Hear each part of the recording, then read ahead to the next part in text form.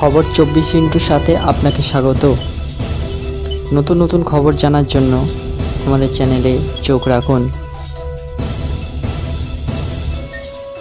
নমস্কার দর্শক বন্ধুরা, খবর 24x সাথে আপনাকে স্বাগত। কলকাতার এক বেসরকারি হাসপাতালে চিকিৎসাধীন টলিউড ফিল্ম ইন্ডাস্ট্রির বর্ষিয়ান অভিনেতা সন্ধ্যা রায় বুকে ব্যথা উঠতেই তাকে ভর্তি করানো হয় হাসপাতালে।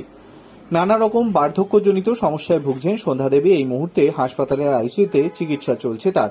যোগাযোগ করে বেসরকারি হাসপাতালের সঙ্গে জানা যায়, হাসপাতালের তরফ থেকে জানাচ্ছে সন্ধ্যা রায়ের অবস্থা এখন স্থিতিশীল, তিনি স্টেবল আছেন। বুকে ব্যথা হয়েছিল তার, নানা ধরনের পরীক্ষা নিরীক্ষা চালানো হয়েছে। এখনো পর্যন্ত যা পরীক্ষায় জানা গিয়েছে তাতে সব প্যারাসিটামলসই ঠিক আছে, কিছু রিপোর্ট ভিউ আছে। ৭৯ বছর বয়স হয়েছে সন্ধ্যা দেবীর। বাংলা ছবির স্বর্ণযুগের অন্যতম অভিনেত্রী তিনি। ৯০-এর দশকেও তার অভিনয় মনে রাখার মতো। ইদানিং আর অভিনয় করতেন না সন্ধ্যা।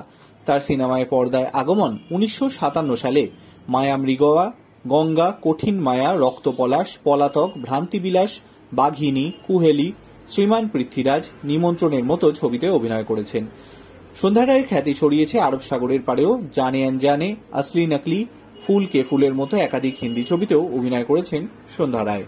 কেবল সিনেমা নয়, সন্ধ্যায় যোগদান করেন রাজনীতির ময়দানেও। ২০১৪ সালে মেদিনীপুর থেকে লড়েছিলেন লোকসভা নির্বাচন তিনি, এবং তৃণমূলের প্রার্থী ছিলেন তিনি। বিপুল ভোটে জিতে সাংসদও হয়েছিলেন। পরবর্তীকালে রাজনীতির ময়দান থেকেও প্রত্যক্ষভাবে সরে এসেছেন সন্ধ্যা রায়।